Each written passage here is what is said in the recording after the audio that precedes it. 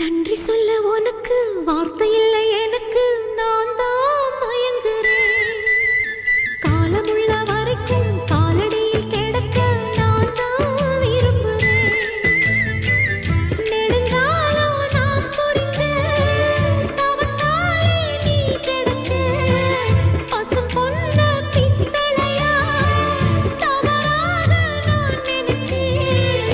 நேரில் வந்த ஆண்டவனே, ஊரறிய உனக்கு மலையிட்ட பிறகு ஏம்மா சஞ்சலம்?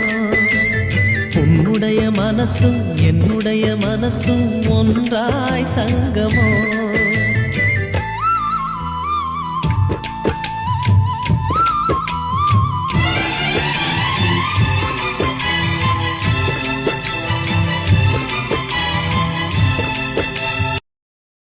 Download ShareChat.